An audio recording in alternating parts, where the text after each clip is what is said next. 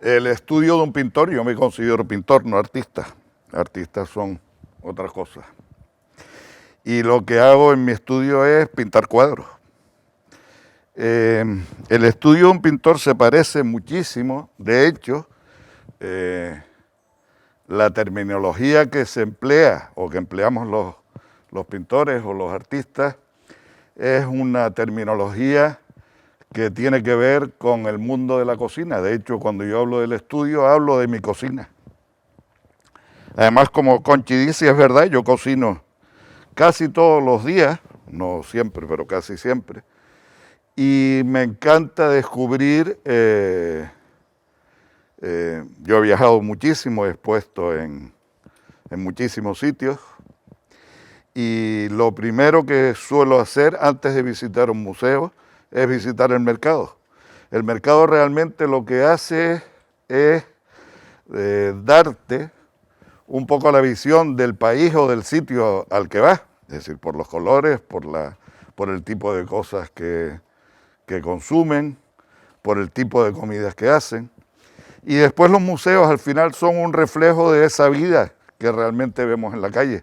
Hay que pensar que los artistas, ahora lo explicaré un poco más extendido, o los pintores, realmente trabajamos en función de lo que la vida nos da.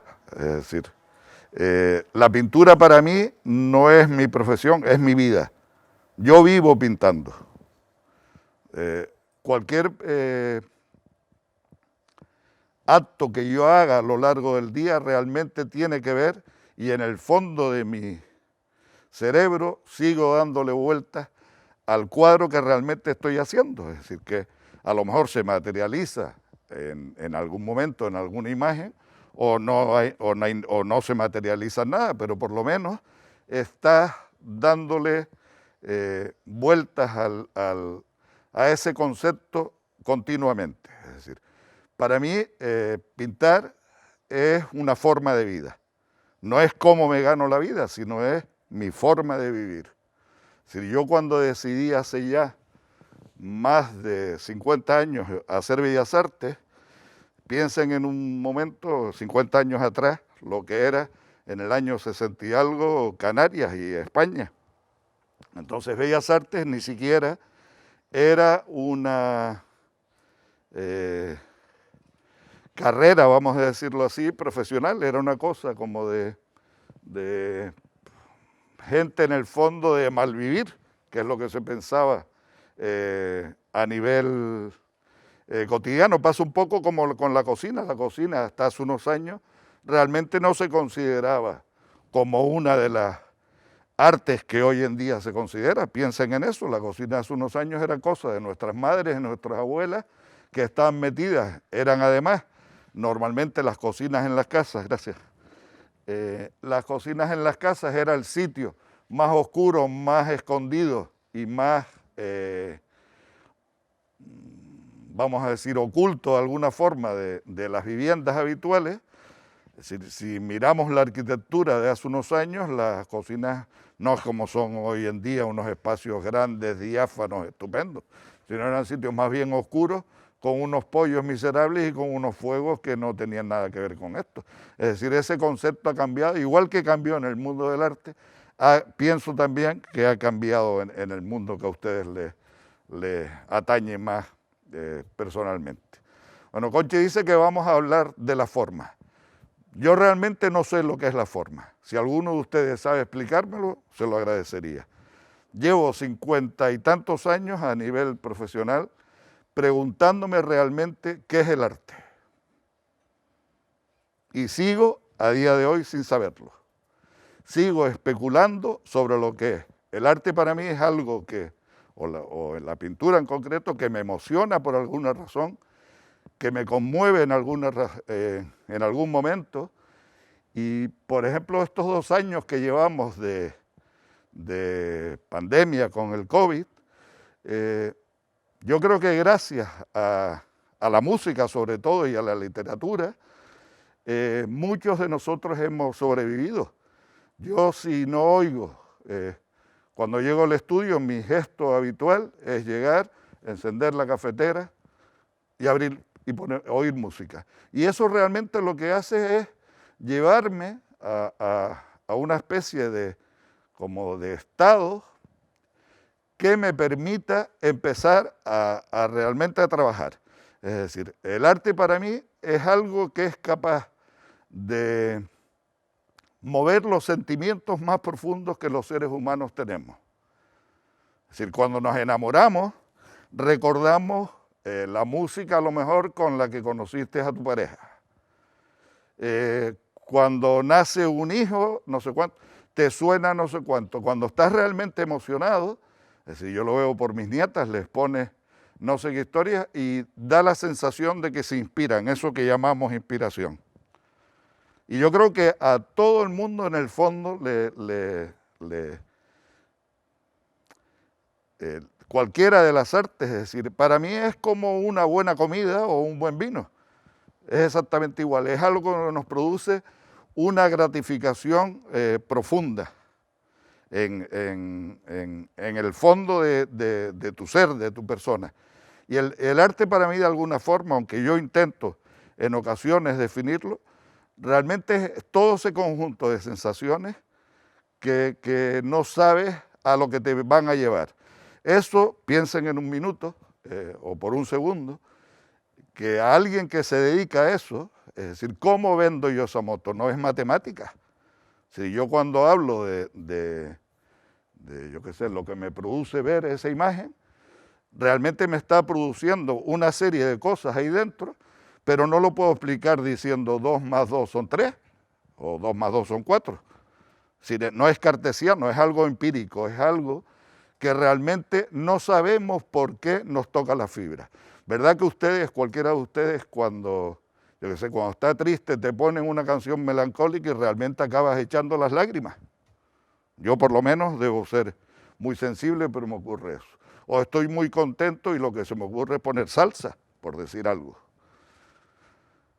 Entonces, toda esta historia es un poco para explicar qué es lo que nos puede mover a la gente o a algunas personas a dedicarnos a esto y a hacer de esto nuestra manera de vivir, vaya.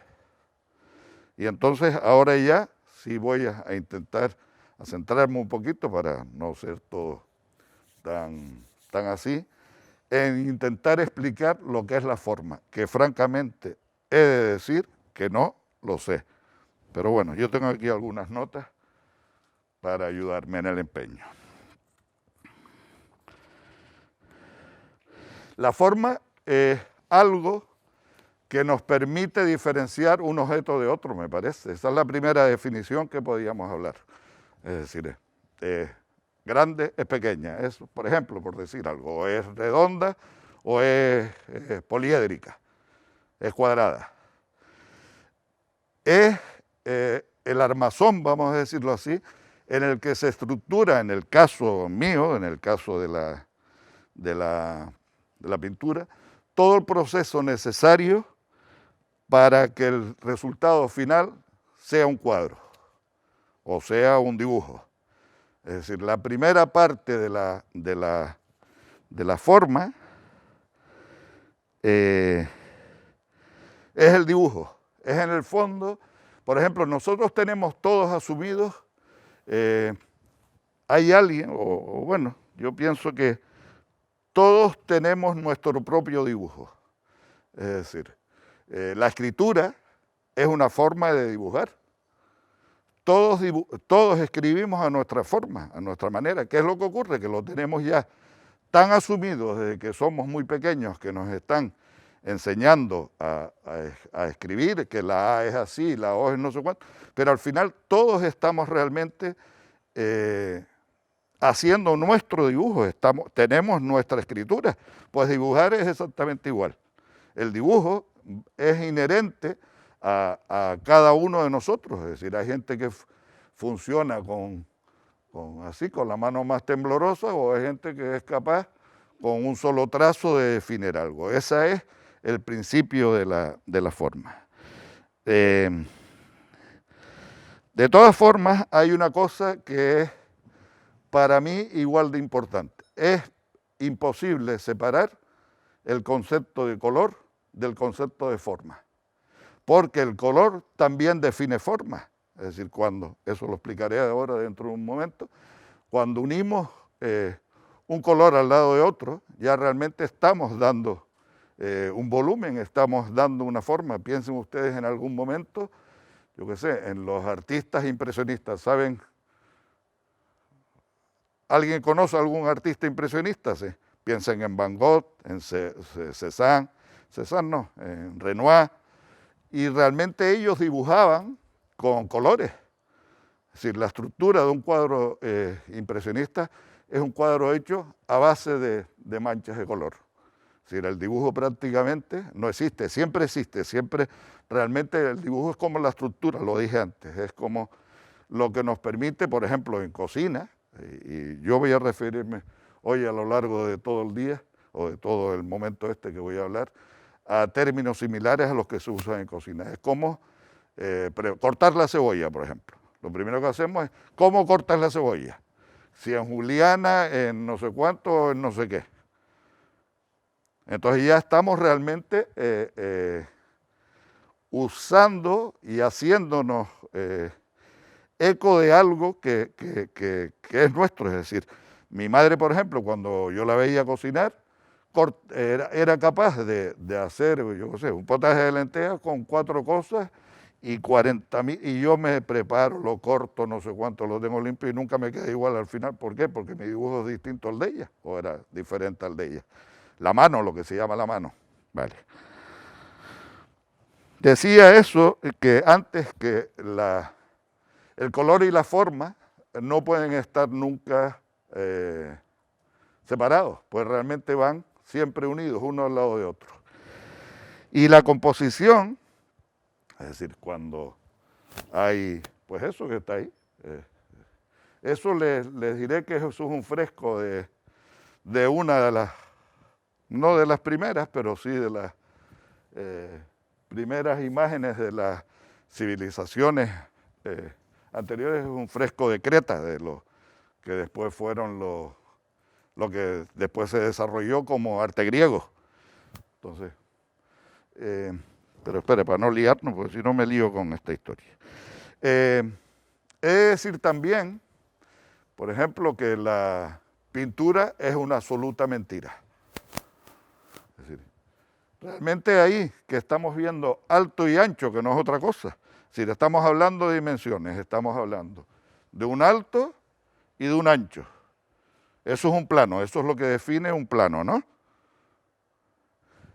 Realmente hay, aunque lo veamos ahí, 2 figuras metidas, con una jarra, uno con vino y otro con aceite, será, no sé lo que llevan en las manos. No, realmente no es nada, es una superficie y unos colores puestos encima. Es decir, digo que es mentiroso en ese sentido. Cuando pensamos, ustedes conocen las Meninas de Velázquez, yo me imagino que muchos las tendrán en mente o no. Las Meninas de Velázquez, siempre se habla de las Meninas como el paradigma de lo que es el volumen, de lo que es el espacio, que está hasta el aire. Oyes a la gente delante de las Meninas así, es que se ve hasta el polvo del aire que cae cuando abre el fulano, alguien que está en el fondo, la puerta y entra la luz y se ve como el polvillo ese que cae. Es mentira, es un plano, es alto más ancho, no es nada más. Y colores puestos encima, claro, colores puestos de una forma tan inteligente y tan bien puestos que la sensación que nos da es de volumen. Eso es lo que nos engaña al ojo. Esto que vemos ya estamos hablando de 3 dimensiones. Es una escultura de un artista gran canario de Telde que se llamaba Plácido Fleita. Realmente lo que ha cambiado es que aquello que era plano le hemos dado profundidad. Estamos hablando ya de alto, más ancho, más fondo. Es decir, eso es la representación normal de esas historias, son las esculturas, son los volúmenes. Cuando hablamos de una cebolla, sabemos que es una esfera, realmente lo que tiene es, si lo metimos en una caja, es alto, más ancho, más fondo. Es decir, es sencillo, lo que pasa es que es difícil para nosotros pensar de una manera tridimensional, en 3 dimensiones, pero realmente estamos hablando de lo mismo. No sé si conocían a este escultor. Hay muchísimas, bueno, creo que siguen estando, esculturas de él en el jardín Viera y Clavijo, el jardín que está subiendo para Tafira, en la entrada, una especie de churros allí blancos que se ven, esos son esculturas de Plácido Fleitas.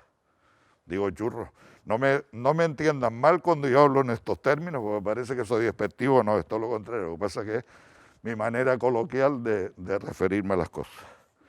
Vale. Hoy que está tan de actualidad el mundo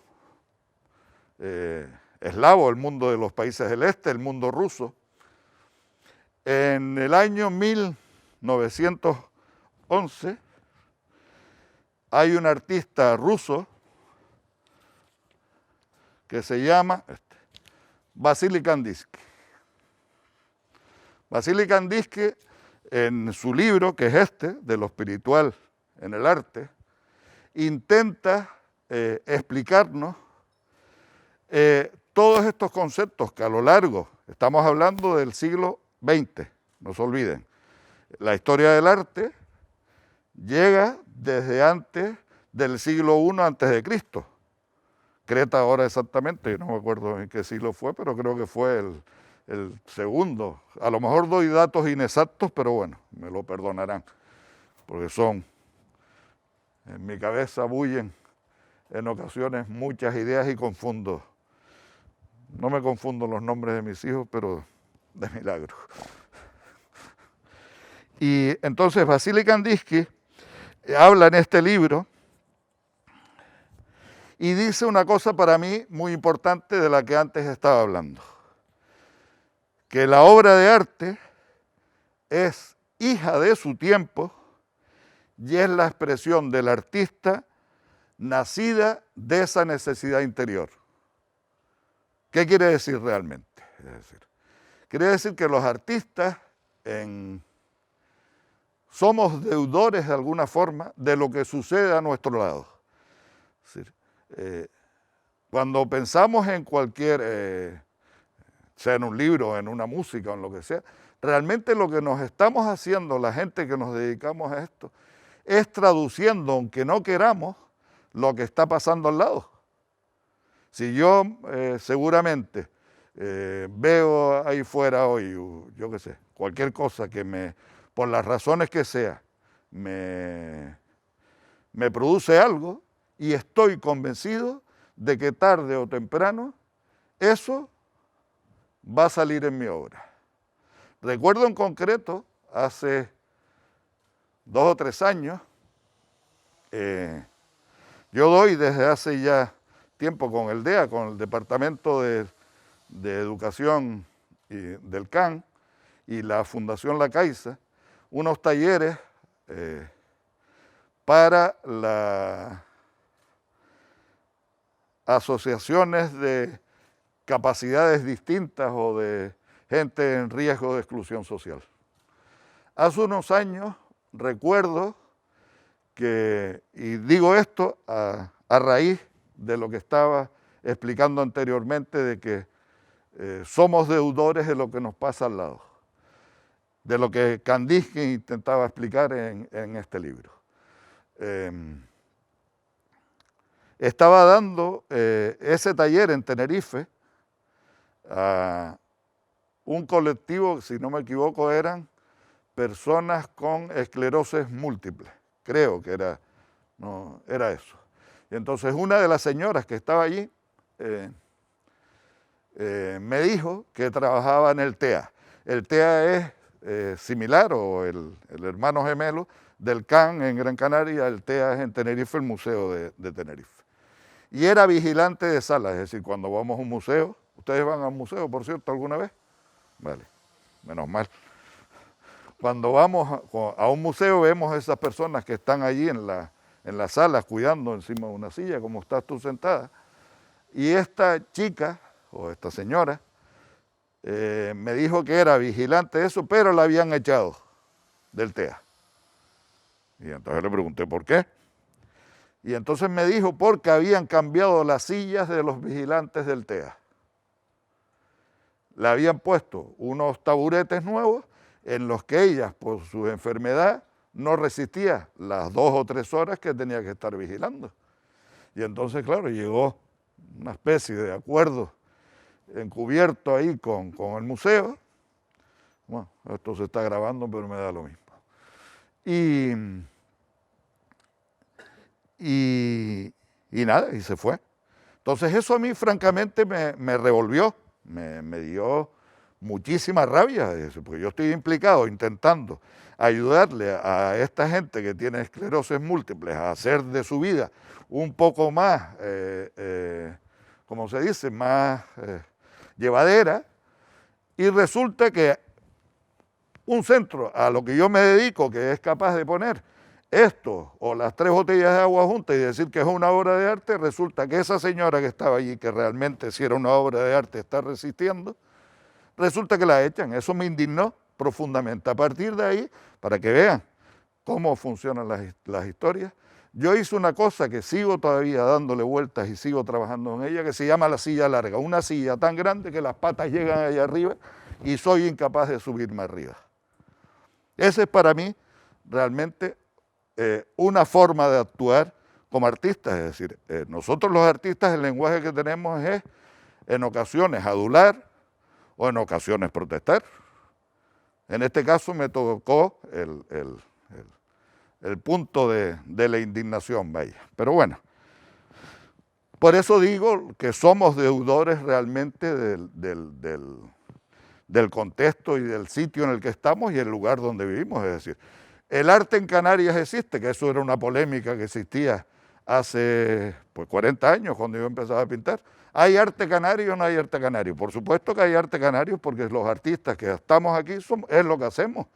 Ahora que tengamos unas características similares todos, pues no, resulta que no. Hay gente que le gusta cocinar salado y hay gente que le gustan los dulces. Es así de sencillo y de fácil. Pero en fin.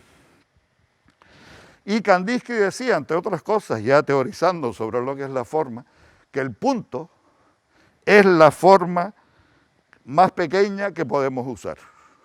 Y es cierto, es decir, lo primero que hacemos cuando ponemos un papel, un lápiz sobre un papel, es marcar un punto. Es decir, un sitio donde se inicia algo y una dirección. Eso es lo que sería la línea que es realmente. Es decir, yo cojo un punto aquí y trazo una línea. Cuando se encuentra con otro punto, ¿qué es lo que ocurre? Que se produce lo que llamamos las líneas quebradas, es decir, cambia de dirección, es como los videojuegos esos que tenemos, que le das el machango, choca con el pum y rebota para otro lado. Y entonces,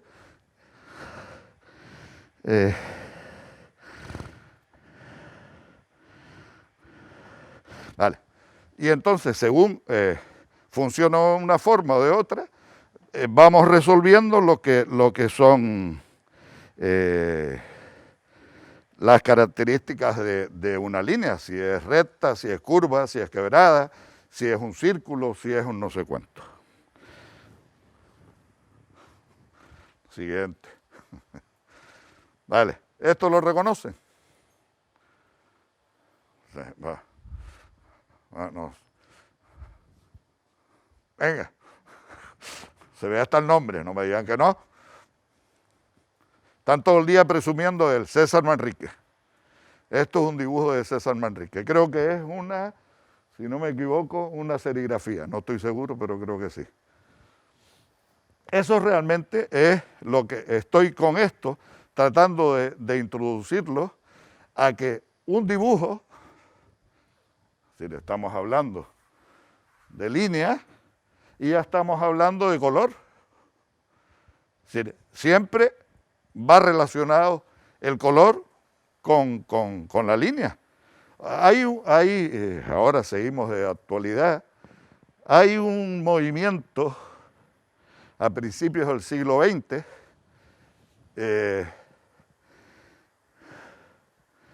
que es de un artista ucraniano que se inventa una cosa que se llama el suprematismo. Y su cuadro más famoso es Cuadrado negro sobre fondo blanco. Y es literalmente un cuadrado negro, no es otra cosa. Pero ese cuadrado negro tiene tal volumen simbólico además, y tal calibre y tal potencia, que realmente nos olvidamos de que son dos lados, dos dimensiones, no se olviden nunca de esta historia, con un color puesto encima. Bueno, además el color, de ser la parte más expresiva de un cuadro. ¿Por qué razón? Porque nosotros cuando miramos algo, el color realmente ¿qué es? El color es un rayo de luz que tropieza con algo y esas ondas, esto es científicamente, está probado así, es complicado de entender, el cuerpo recoge parte. El color realmente es el arco iris. Vamos a pensar en el arco iris. ¿El arco iris qué es? Un prisma. Es una gota de agua que al ser atravesada por un rayo de luz se descompone y forma los colores del arco iris. Eso es el color realmente. Esa teoría es un poco complicado. No sé si Cristóbal el otro día les habló de ella. Es lo que se llama propiedad aditiva del color. Es decir, porque se juega con luz. Es decir, bueno, ahora se los explico con un anagrama que tengo por ahí. Espérate a ver si viene ya. Sí, aquí está.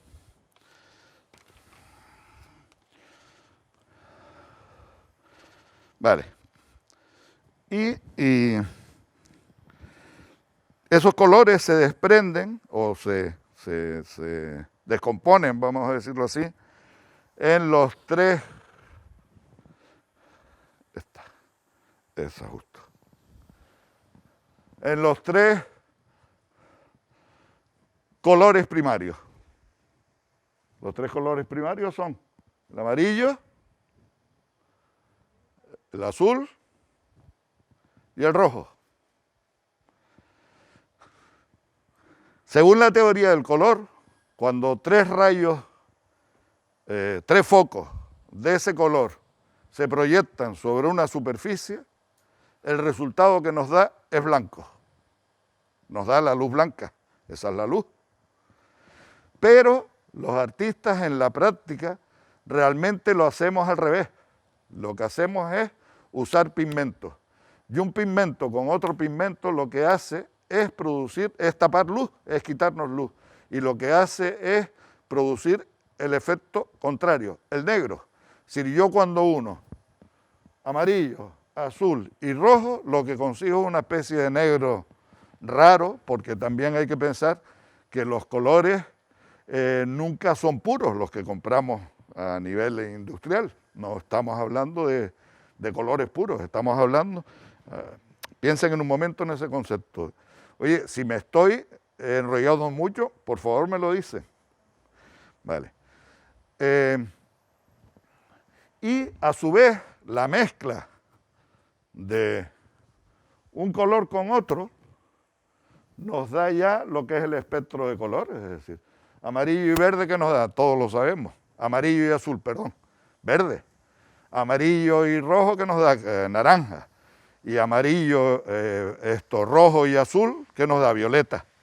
La mezcla a su vez entre todos esos nos va dando el espectro amplio del color. Pero a su vez, pásame la otra por favor, a su vez hay una cosa que es hablar de colores cálidos, que son los que tienden, bueno, eso es por lógica. ¿Qué pensamos en colores cálidos? La luz del sol, los colores que tienden del amarillo a toda la gama de rojo, esos son los colores cálidos. Los colores fríos, cuando pensamos en el invierno, ¿de qué colores? Violetas, azules, no sé cuántos. Esos son los colores fríos. Pero a su vez hay otra cosa, que son los tonos, la escala de tonos. La escala de tonos quiere decir que un color está en una longitud de onda determinada, en un tono, depende de la cantidad.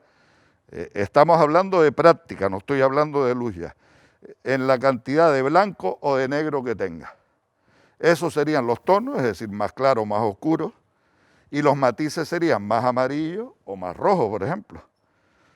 Para que lo entiendan. Eso, yo no sé qué funcionalidad puede tener en la cocina, pero yo creo que algo en el fondo es si le pones más sal o más azúcar, es decir, es más salado o es más dulce, es decir, estamos hablando, como ven, de términos muy similares. Además, el color tiene para mí otra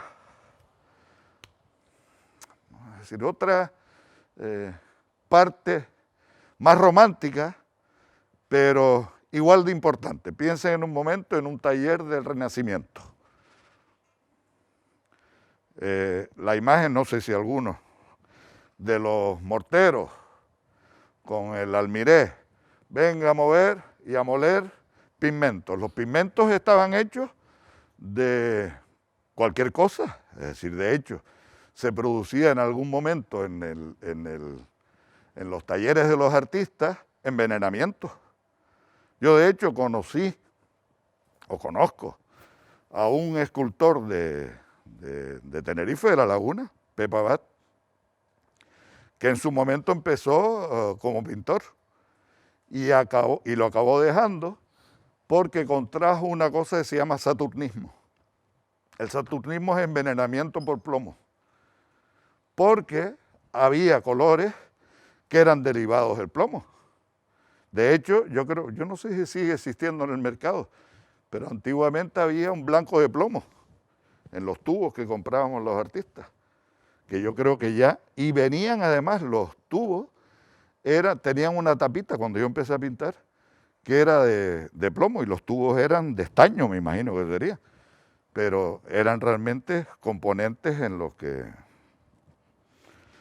tú imagínate, en el siglo XVI o en el siglo XV, en un taller ahí metido en, yo qué sé, en Florencia, con un pelete que te muere, y unos tíos allí vengan a moler, a quemar huesos, a machacar huesos quemados, a coger la tinta de la sepia y a transformarlo en sepia, a coger, yo qué sé, lapislázuli. Por ejemplo, yo trabajo los pigmentos o parte de los pigmentos que yo uso, son de un fabricante, una casa alemana que sigue fabricando pigmentos para los restauradores, sobre todo, tal y como se usaban desde el Renacimiento. De hecho, en el catálogo de esa casa, hay un pigmento de lapislázuli que, si no me equivoco, los 10 gramos cuestan algo así como 28.000 euros. Porque es lapislázuli real. No es lapislázuli, ¿saben?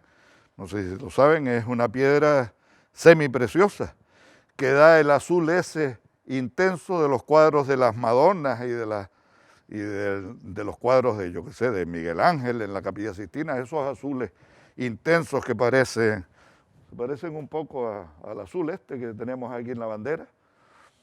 Eso se conseguía a base de machacar lapislázuli.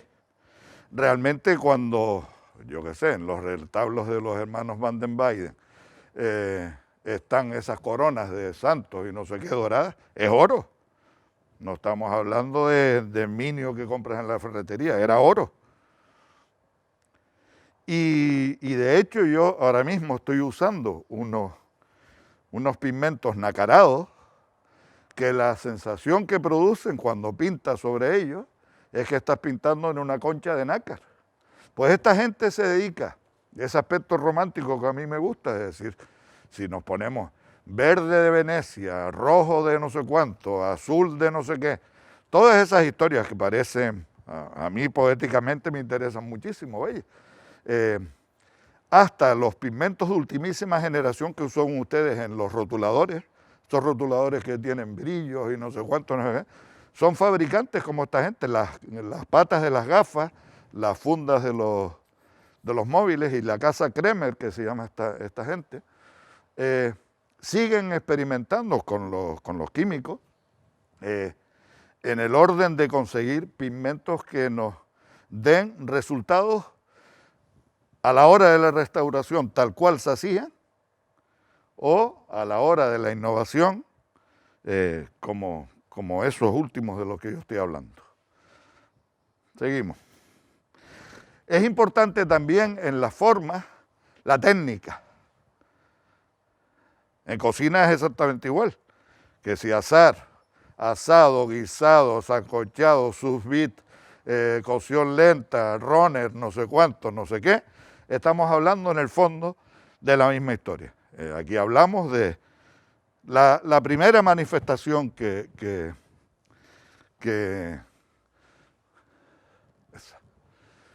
podemos ver.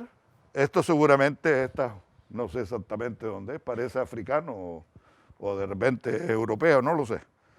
Esto es algo pintado sobre piedra. Es decir, ya nos está condicionando el qué, el material sobre el que vamos a trabajar, es decir, la superficie sobre la que vamos a intervenir y el tipo de pigmento. Es decir, acuérdense siempre lo que dije, es indisoluble la línea o la forma y el color. Es decir, eso seguramente será, pues yo qué sé, es posible que sea o tierra que estaba allí, por ejemplo aquí en Galda, los antiguos primitivos gran canarios usaban el engobe para la cerámica, el rojo ese que es típico de la isla de Gran Canaria, está en Galdar, en la montaña de Galdar. Ahora no me acuerdo el nombre, cómo se llama, pero a ver si me acuerdo, me saldrá ahora mismo. El Almagre, exactamente. Eso pues seguramente sería algún tipo de tierra, vete a saber si mezclado con grasa de los animales que estaban comiendo, o que tenían las manos sucias, o la sangre de la cabra que habían matado, y lo han mezclado y han dejado esa impresión que ha perdurado hasta nuestros días. Si me dices, tú te estás enterando bien, estás entretenido, vamos, entonces te dejo. Esto estamos hablando ya de... Avanzamos un poco más. Venga, bien, a ver quién es capaz de reconocer esas imágenes. Por lo menos lo que dicen. ¿Esta imagen qué dice? Aventando grano, efectivamente, o recogiendo grano, ¿sí? ¿Y a qué civilización o a qué cultura puede pertenecer? Egipto es, sin duda, vale. Estamos hablando ya de algo más elaborado, es decir, ya no es aquello que cogiste allí, sino realmente ya estamos hablando de alguien que ha machacado algo seguro y lo ha mezclado con algo. ¿Por qué razón lo digo? Porque ya entre otras cosas tenemos blanco.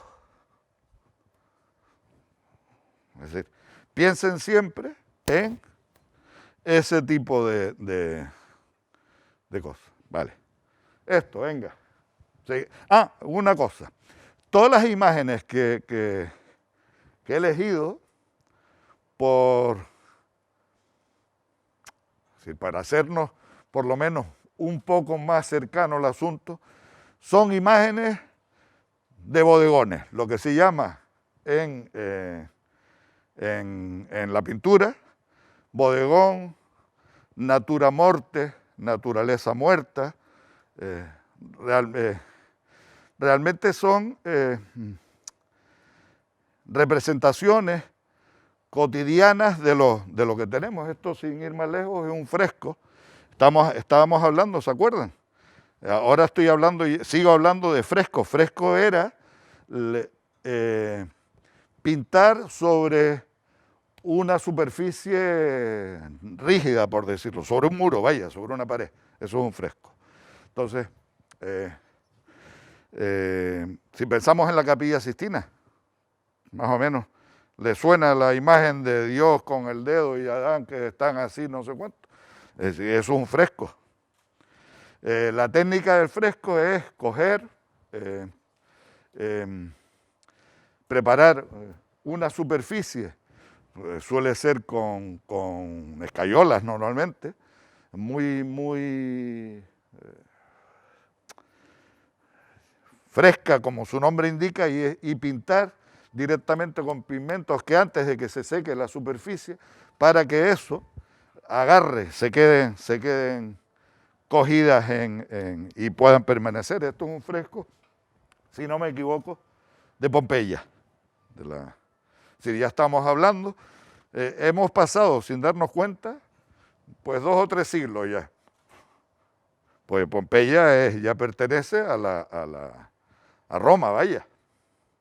Si hemos pasado desde los primitivos, los griegos, Egipto, vamos por Roma, les queda.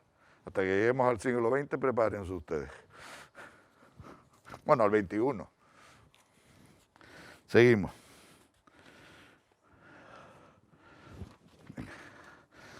Ahora yo me voy a hacer un salto porque a mí hay una parte de la historia del arte que no me interesa, que es todo el medievo. Me parece un aburrimiento, me parece un rollo lleno de santos así quietos y que a mí personalmente no me dice nada. Es todo el arte gótico, el arte medieval, todas esas historias y demás. Eran unos tíos que eran la gran mayoría, salvo los monjes que estaban, como la novela de Humberto Eco, El nombre de la rosa, eran tíos que estaban en los monasterios haciendo ahí conminio, no sé cuánto, no sé qué, unos libros así.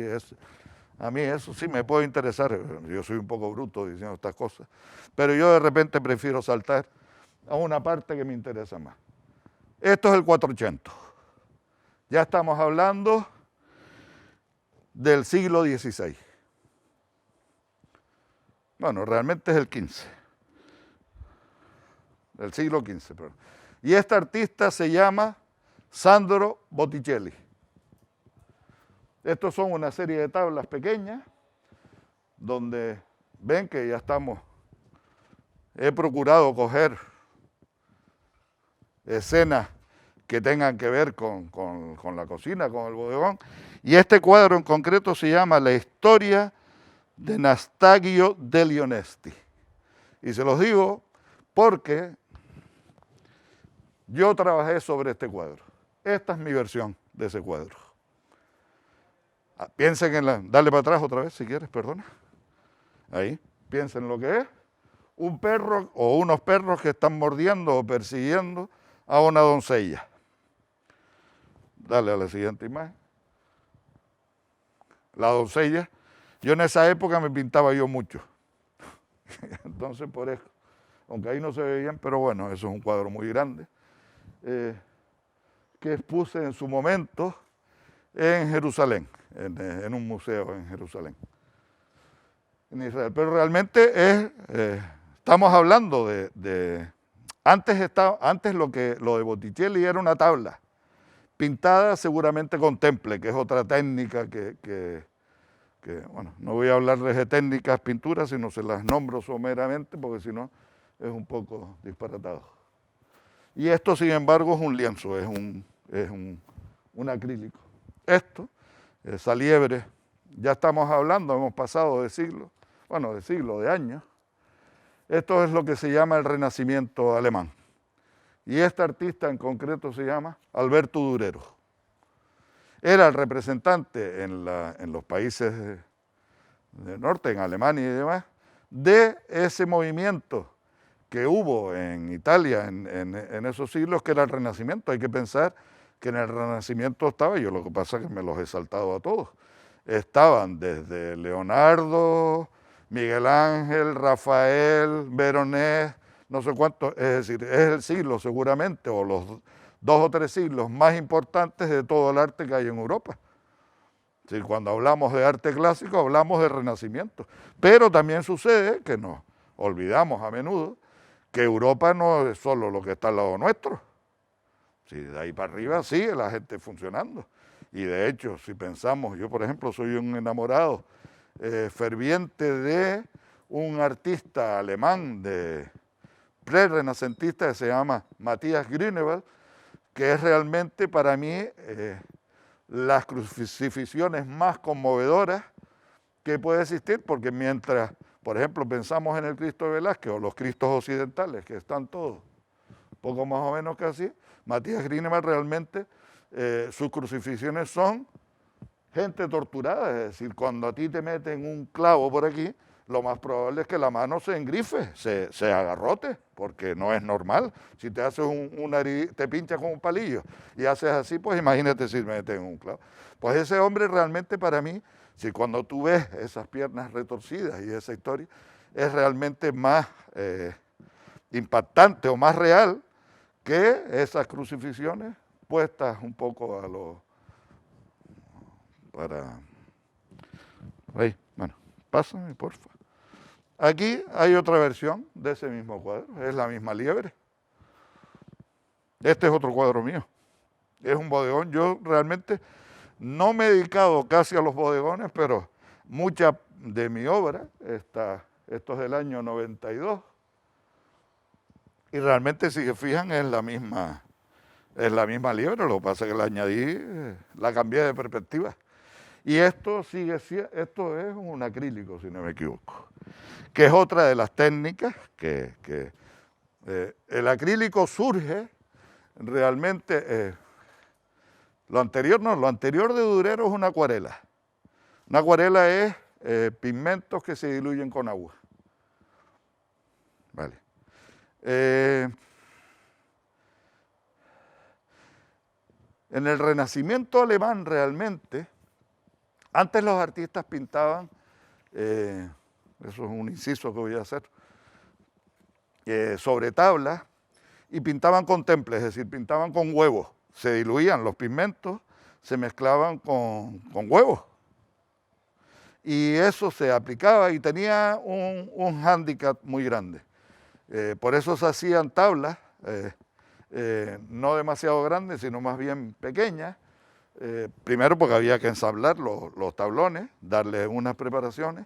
Y después había un problema, que tenías que trabajar en jornadas muy rápidas. Porque si, por ejemplo, este rojo de aquí no lo acababa sobre la marcha, ¿qué es lo que ocurría? Que al día siguiente se iba a notar el corte que existía. Entonces hay unos artistas del norte de Europa o del centro de Europa que son los hermanos Van Eyck. ¿Y qué es lo que hacen? Ellos cogen ese temple y ese temple después lo que se hacía era encerarlo o darle un barniz para más o menos disimular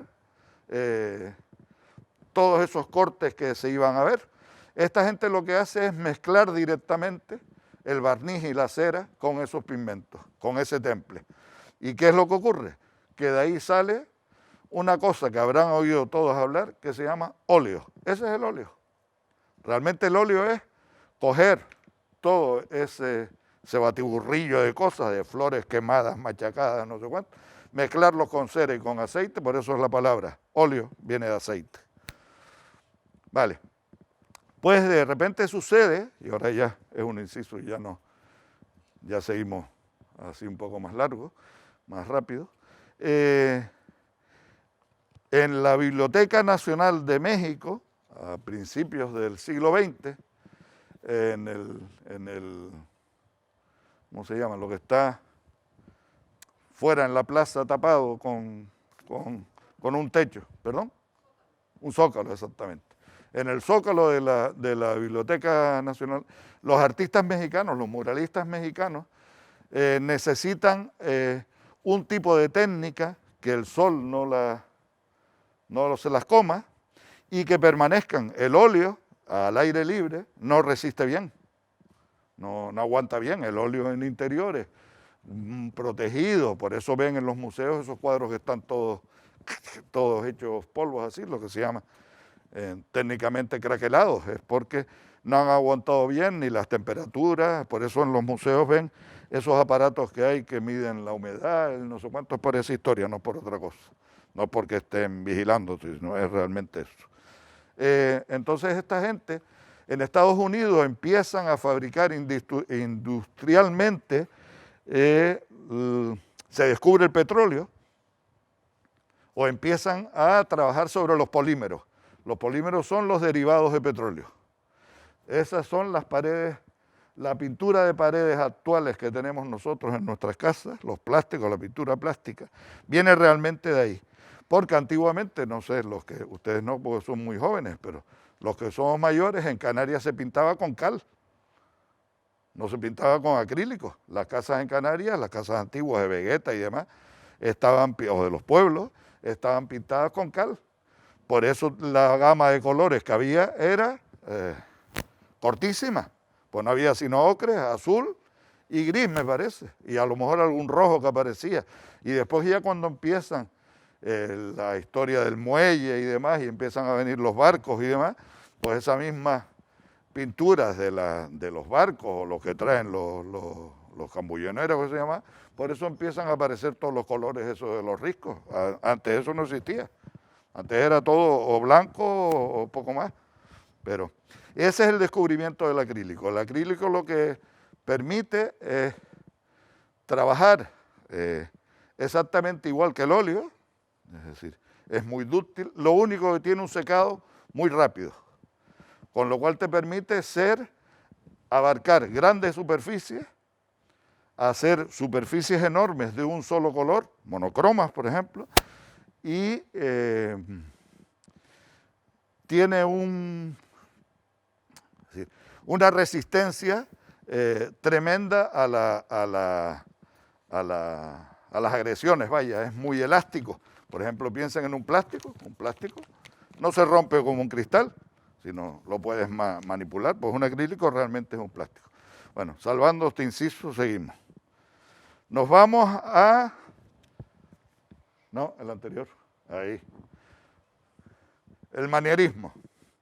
Esto es un movimiento dentro del Renacimiento, y este hombre en concreto, Giuseppe Arcimbondo se llama, pinta una serie de cuadros donde, si se fijan bien, las figuras están hechas por frutas o por verduras y dan la apariencia de una cabeza. Este en concreto, si no me equivoco, es por las frutas de temporada, lo saben, no lo sé.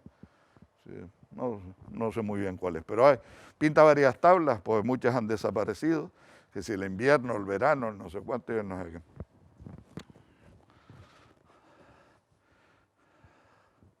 Esto es lo mismo hecho por mí. ¿Se acuerda que antes el término que dije fue natura morte? Natura morte, ¿qué significaba? A ver quién se acuerda.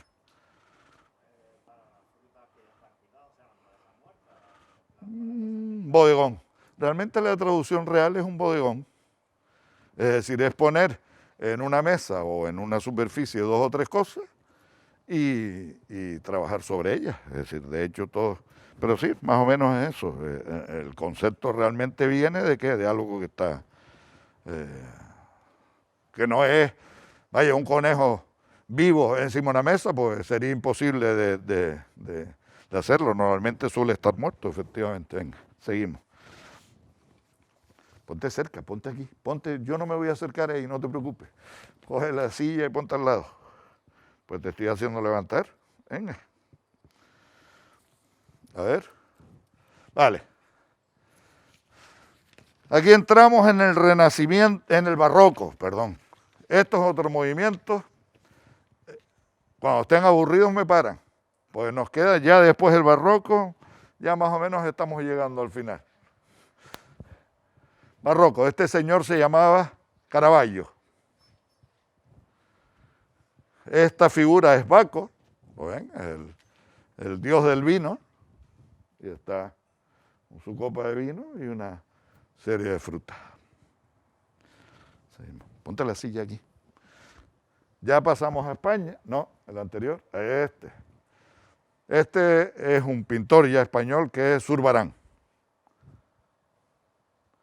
Ves que el concepto es el mismo, lo único que ha cambiado, van cambiando si es como en cocina la presentación de los platos. Yo recuerdo cuando yo era pequeño, los platos de la época de mi abuela y mi madre eran, bueno, no hace falta irse tan lejos. Te vas a Cuba ahora mismo y en Cuba hay una tradición que se llama los 15. Los 15 es cuando las chicas cumplen 15 años. Y entonces las tartas o los cakes que ellos dicen, realmente nosotros vemos eso en Europa y bueno, de entrada no lo pedimos, salimos corriendo. Pues están llenos de merengues, de colorines, de no sé cuánto, es una cosa barroca. Aquí, sin embargo, ahora tendemos a que una cosa plana, minimalista, no sé cuánto. Pues eso, es decir, la época va haciendo que cambien los... Vamos, dale. Seguimos la vieja friendo huevos. A ver quién sabe quién es. ¿De quién puede ser este cuadro? Velázquez. ¿Se acuerdan el que antes hablé de las meninas? De ese autor. Sigue. A mí un artista que me interesa muchísimo, que es un artista barroco que se llama Sánchez Cotán. En el Prado tenemos fíjense hay una cosa que no se los he dicho. ¿Se acuerdan antes de cuando hablamos del color y de la forma que ustedes imagínense por un minuto, este melón con un fondo blanco realmente no tiene esa potencia expresiva que tiene este cuadro de Sánchez Cotán. Es decir, cuando, por ejemplo, yo es un ejemplo burdo que pongo, pero una persona con la piel oscura tiene los dientes más blancos que yo. No. Si tú le quitas a un africano un diente, es exactamente más o menos el mismo color que el nuestro. ¿Qué es lo que ocurre? El contraste de la piel. Es así de simple. Bueno, seguimos. Ahora hay una parte, este señor se llama Rembrandt. Fíjense qué tremendo es esa, qué potente es esta imagen. Acuérdense lo que al principio estábamos hablando. Es decir, deudor de tu tiempo, no sé cuánto, no sé qué, los artistas no nos inventamos las cosas porque sí. Este señor, Rembrandt, que era pintor holandés, es tal vez la primera vez, o de las primeras veces, que cobra importancia un buey desollado en una carnicería, estaría, o en una casa, no sé dónde estaría. Pero es la primera vez en la historia del arte casi que ocurre esta historia. Entonces eso tiene a su vez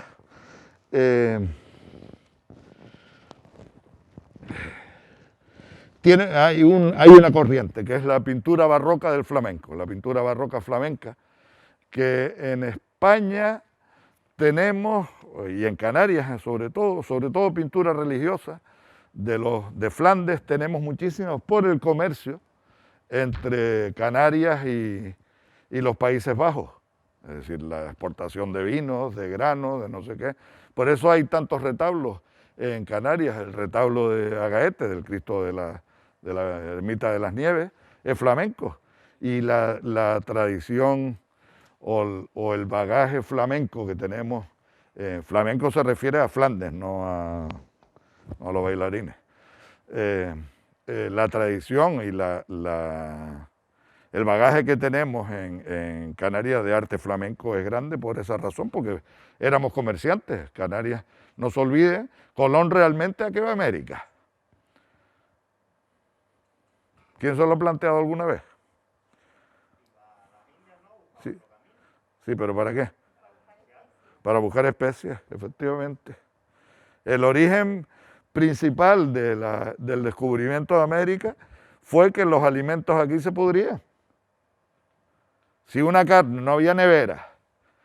Hay un sitio aquí que se llama el Pozo de las Nieves, que en invierno, ahí arriba en la cumbre está, que en invierno lo que hacían era llenarlo con toda la nieve y meterle encima pinochas y retamas y no sé qué, ¿para qué? Para que la ciudad de Las Palmas tuviese agua a medida que, porque no existía, las desaladoras no existían. Pues en la época de Colón es exactamente igual, si no había pimienta, no sé cuánto y no sé qué, las carnes estaban todas podridas, no aguantaban. Ese es realmente eh,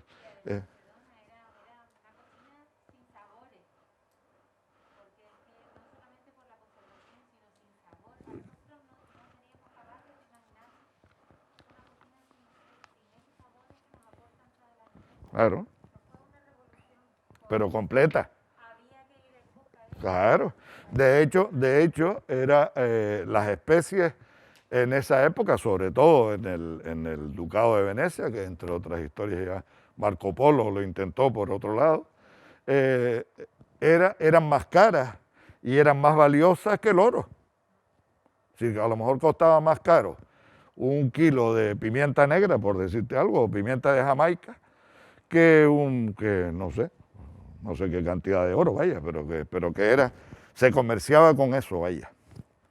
Seguimos, entonces ocurre una cosa importante en la pintura barroca flamenca, que son los pequeños bodegones, los bodegones es decir, lo que ya hoy conocemos, porque piensan que la pintura en ese momento estaba en los palacios o estaban las iglesias, pero no estaba en las casas. Ahí ya empiezan los comerciantes holandeses y flamencos, sobre todo, a tener perras, a tener con qué, y empiezan a adornar las casas. Y entonces, esta es una... ¿Se han dado cuenta que ha hablado de pocas mujeres? O de ninguna hasta ahora. Pues esta es una mujer. Pero no es que no hable yo porque no haya mujeres, porque no quiera, sino que en el mundo del arte las mujeres han estado siempre, como en todos los órdenes de la vida, relegadas, no por otra historia. Esta señora se llamaba Clara Peters. Espérate a ver que lo busco. Es belga, de Amberes, y realmente ya nos introduce en un mundo más cotidiano, es decir, en el mundo de ¿qué? De la cocina. Pues esto seguramente sería, y ya pinta que si compone, ¿ves? Va componiendo, pinta que si un capón, que si unos pajaritos, que si no sé qué, ya yo no sé muy bien lo que es cada cosa, que si las conchas, Sí. Es decir, ya nos vamos normalizando, vamos a decir así. Pase, por favor. Este es otro. Este es otro, pero no me acuerdo si es belga, no estoy seguro. Sobre todo su obra se centra en pintar. Este es Jan Davis de Hen, que es otro pintor flamenco. Hace ya, lo ven, unas estructuras muy compuestas, muy ordenadas, ya empieza a incluir ropajes, porque eso es una cosa que después en Bellas Artes, los que estudiamos Bellas Artes, había una asignatura, por lo menos en mi época, yo no sé si así, que se llamaba antiguos ropajes, que realmente lo que hacíamos era esto. Te ponían unos trozos de telas y unos jarrones y unas cosas, y tú vengas a pintar esta historia, ¿para qué? Para sacar los matices, porque realmente yo cuando daba clase siempre preguntaba lo mismo, ¿de qué color es el cristal?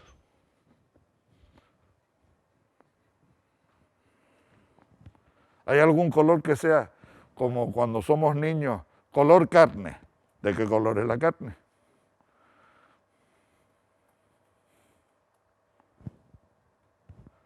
Es siempre la mezcla de colores, no se olviden. No se olviden de esa historia que empecé al principio, es poner un color al lado de otro y un tono que nos funcione al lado del otro. Es como si ponemos en cocina, esa moda que se puso hace unos años, que todo el mundo era un cocinero de vanguardia poniendo papaya con cabrito. Sin ningún sentido, me refiero cuando no tiene ningún sentido lo que pone. No, realmente hay un sentido. Entonces seguimos. Ya estamos acabando, no se preocupe.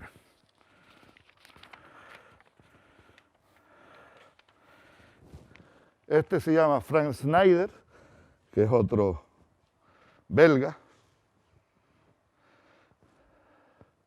Y se caracteriza sobre todo, pero ves, ya estamos hablando de arte de la burguesía, bueno, a lo mejor esto estaría en un palacete, no lo sé, pero que es como más normal. Y sobre todo este tío lo que pinta son muchas escenas de casa, estos son salsifis, si no me equivoco, ¿no? Sí, parecen, ¿no? Bueno, lombarda, es decir, calabazas, alcachofas, no sé cuánto. Pasa. Esto fue un día que me partí una pata. Cuando me partí una pierna, estuve 2 meses fastidiado, 1 mes y pico en casa, y entonces esto es mío, nunca lo acabé. Era todo lo que se me ocurría que podía comer, empecé a pintarlo. No lo hice, sino lo pinté, además, a la manera de lo que estábamos viendo antes, de los bodegones flamencos.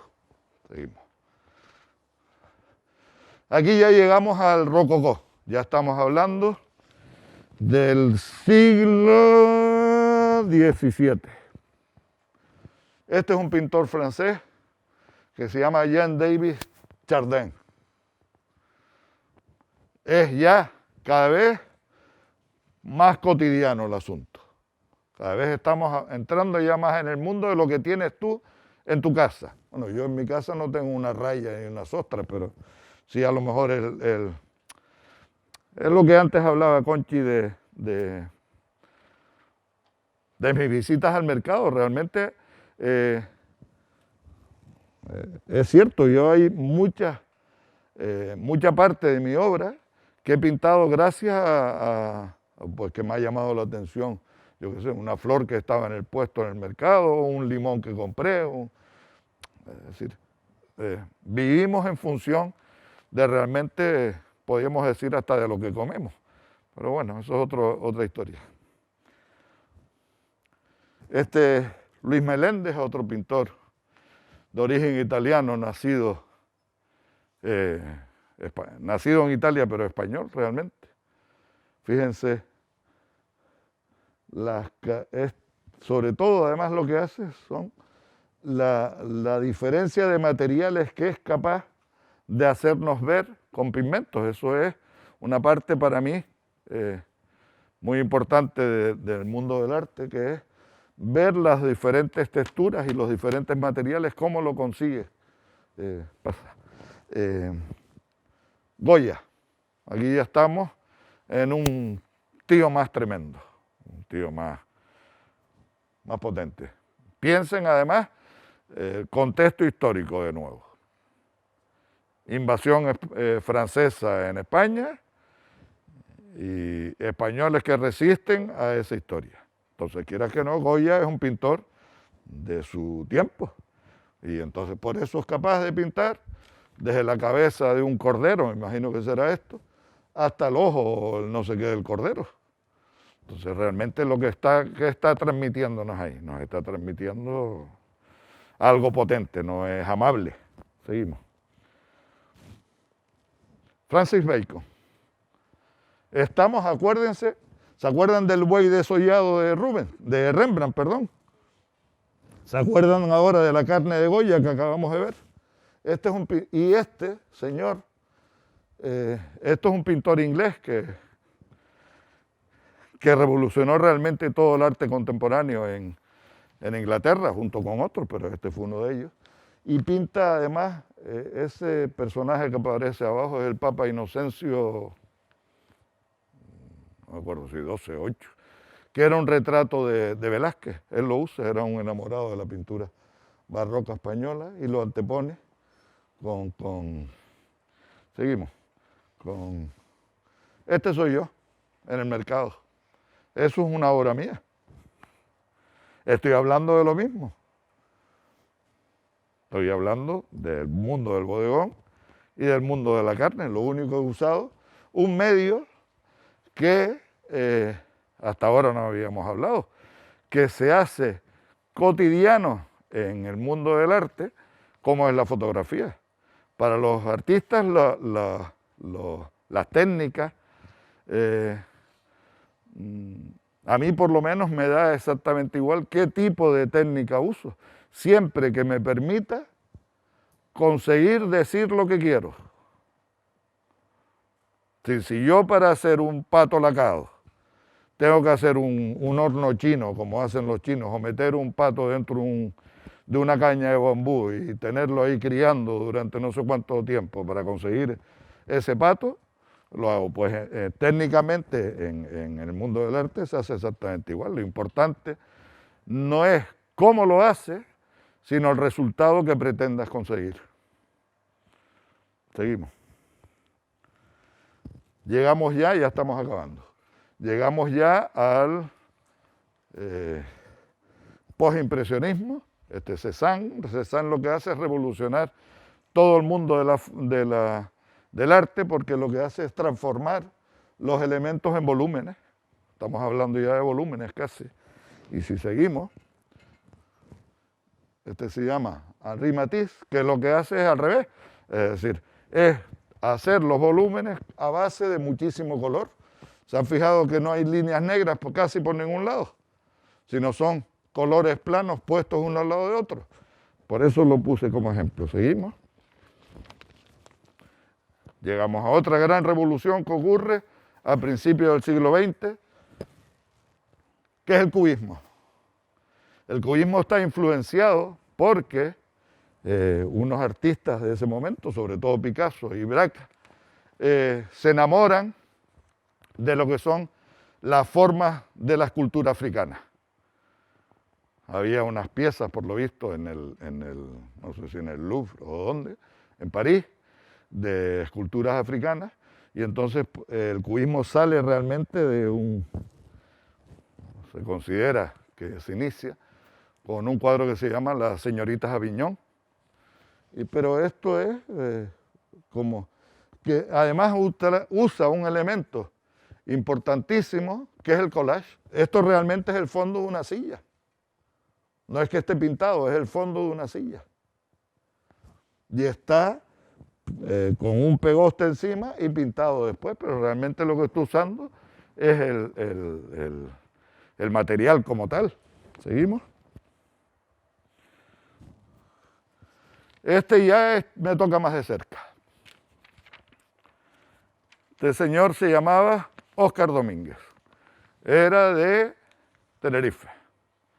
Fue uno de los artistas surrealistas y tal vez el artista canario más importante que jamás hemos tenido.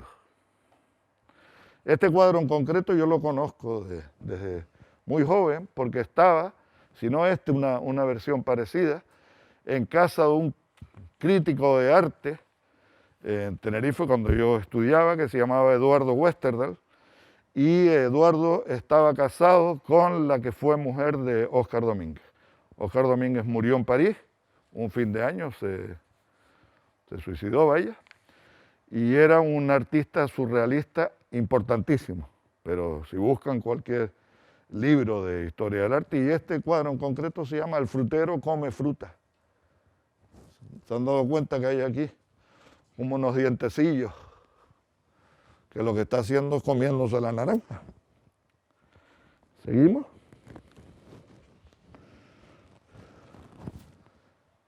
Aquí ya me pierde mi parte de enamoramiento alemán.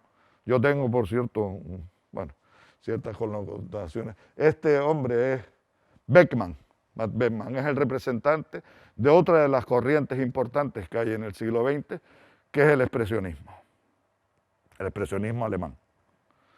Este es el precursor, estamos hablando, piensen otra vez en la historia. Esto es lo que los nazis, o es uno de los artistas a lo que los nazis consideraron arte degenerado, le decían ellos. Porque eran muy críticos con el régimen de Hitler. Entonces realmente gente como Beckmann, Gross y otros cuantos más, Christian Schaff y demás, hacían un tipo de arte que a los nazis realmente les molestaba.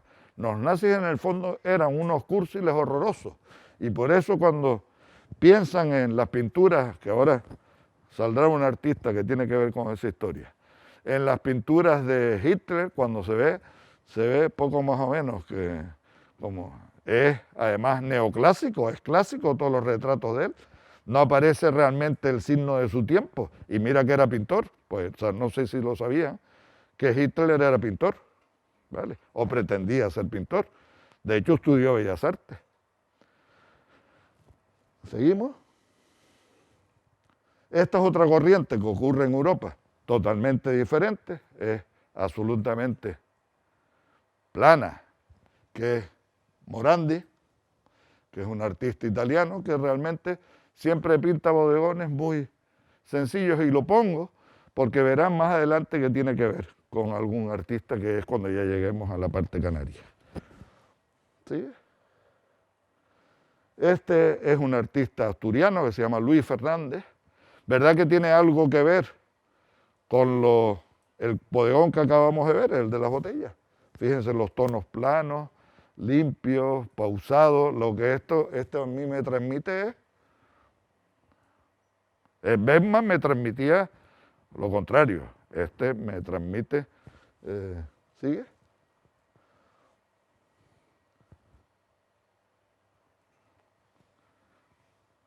Técnica. Joseph Beuys, heredero de Beckmann, heredero del expresionismo alemán, pero es más acá, más cercano a nosotros. Este hombre, eso es una silla, es lo que se llama, lo que Duchamp, Marcel Duchamp, que es un artista que no puse, pero bueno, da igual, si no era demasiada información. Marcel Duchamp hace una revolución a principios del siglo XX que coge un urinario de hombres, esos que tenemos los hombres en las paredes pegadas, en los retretes esos, lo quita de la pared, bueno, lo compra, lo pone así, y lo firma Robert Muth y lo llama fuente.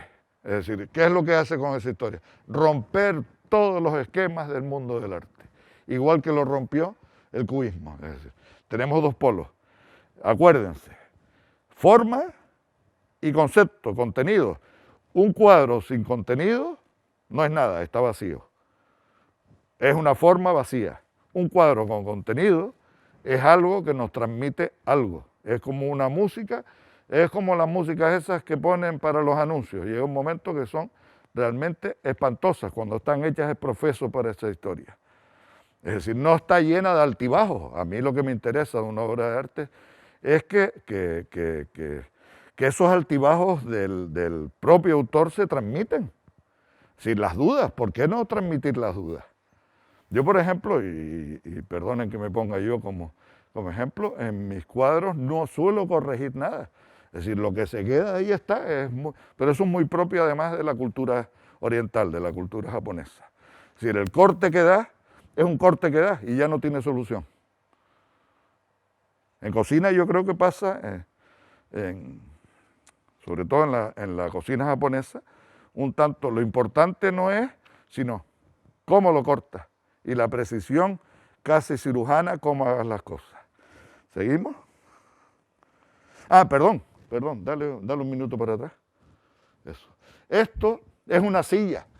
Estamos hablando del ready-made. El ready-made es coger un objeto y transformarlo en obra de arte.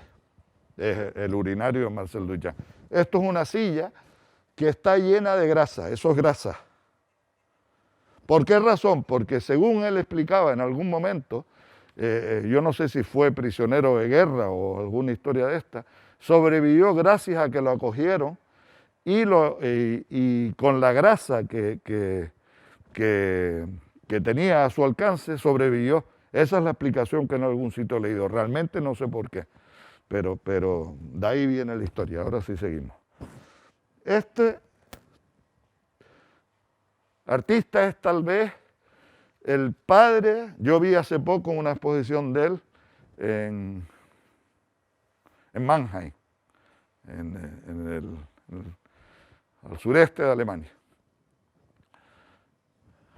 No sé si ayer por las redes sociales les llegó en algún momento que la flor nacional de Ucrania es el girasol. Le llegó a alguien. Bueno, pues este hombre lo que hace es reproducir lo que se llama el alma alemana. Es decir, yo cuando miro esto, primero me impone el tamaño. Piensen en la persona que está al lado, el tamaño descomunal que tiene ese cuadro. Si no es ninguna bobería. Entonces, eso quieras que no, ya los artistas jugamos también. El arte pop americano juega con los tamaños. ¿Por qué razón? Porque en Estados Unidos los salones no son la sala de estar que tenemos en nuestra casa, sino son los famosos loft, esos que son espacios muy grandes donde cabe obra muy grande. ¿Seguimos?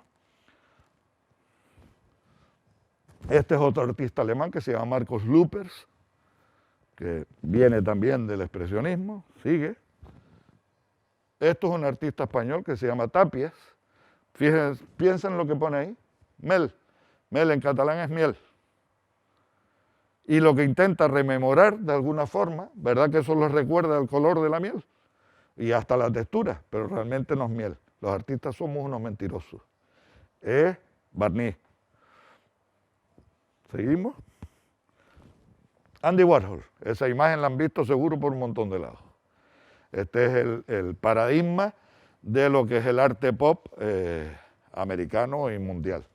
Este hombre repetía, por serigrafía, que es otro procedimiento, repetía imágenes una detrás de otras casi a nivel industrial para que se nos hicieran. Seguimos. Claus Oldenburg es otro artista pop americano.